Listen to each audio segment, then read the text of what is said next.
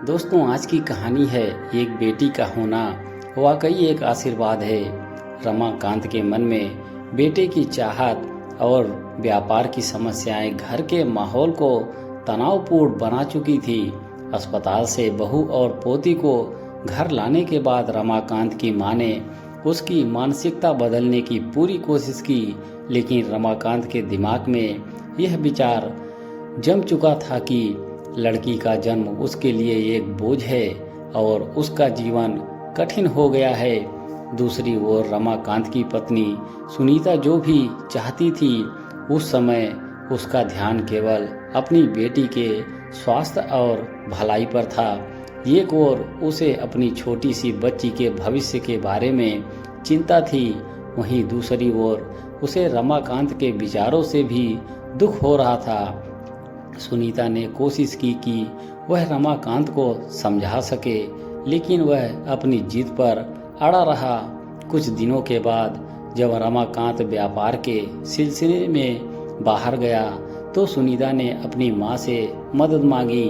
उन्होंने सुनीता को समझाया कि जीवन में हर व्यक्ति का रास्ता अलग होता है और जो हम चाहते हैं वह हमेशा हमारे हाथ नहीं आता।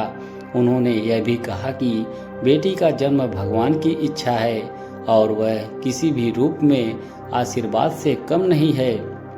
कुछ महीने बाद रमाकांत का व्यापार और भी बुरी स्थिति में आ गया। उसकी मानसिक स्थिति और खराब हो गई थी, लेकिन एक दिन जब वह घर लौटकर आया तो उसकी नज़र उसकी बेटी पर पड़ी। उस नन्ही बच्ची ने अपनी आंखों से उसकी ओर देखा और जैसे एक अजीब सी शांति उसके मन में छा गई। उसे यह एहसास हुआ कि एक बेटी का होना वाकई एक आशीर्वाद है। धीरे धीरे रमाकांत की मानसिकता में बदलाव आने लगा।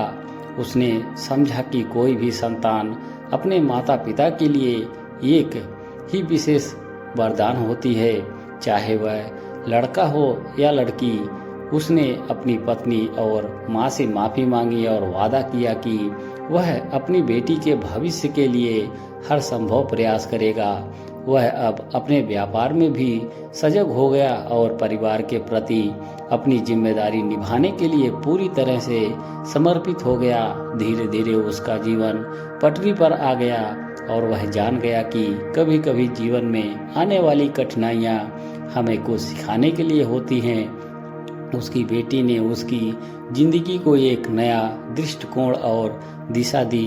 दोस्तों, छोटी सी कहानी आपको पसंद आई हो तो एक लाइक जरूर करें। धन्यवाद।